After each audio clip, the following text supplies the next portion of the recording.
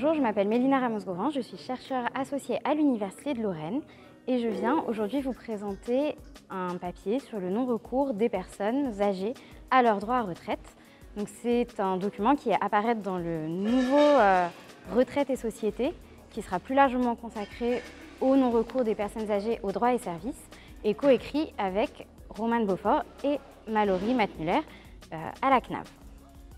Concernant notre point de départ, c'était le suivant. La retraite est une prestation quérable, certes, mais ce n'est pas une prestation particulièrement stigmatisante, c'est une prestation connue, ce n'est pas une prestation récupérable sur succession.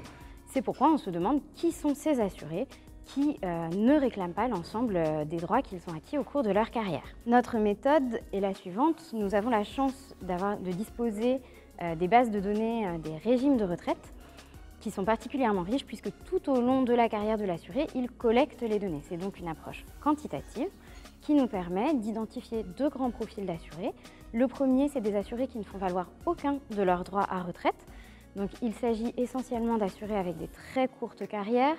60% d'entre eux sont nés par exemple à l'étranger et on voit qu'à peu près à partir de 35 ans, ils ont beaucoup moins de reports sur leur compte. Le deuxième profil, c'est celui d'assurés en non-recours partiel. Donc ça représente à peu près 23% des assurés aujourd'hui.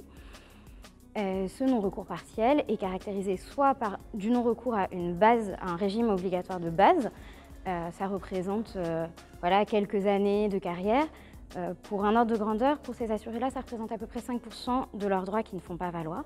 Ou alors du non-recours aux complémentaires de retraite, pareil avec des effets financiers assez faibles.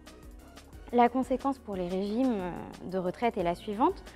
En termes de régime de base, aujourd'hui on estime que 2,3%, le non-recours correspond à 2,3% des pensions aujourd'hui versées.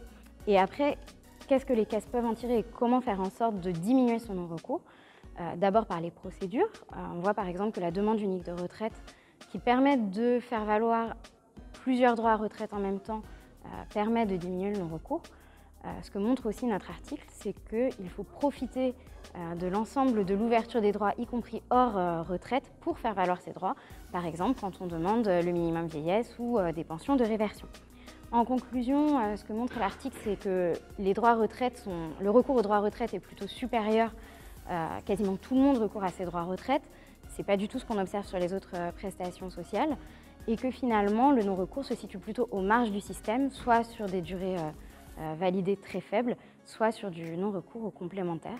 Donc je vous invite à retrouver cet article ainsi que plusieurs autres articles dans l'article de Retraite et société sur les non-recours aux droits et services des personnes âgées à Paris.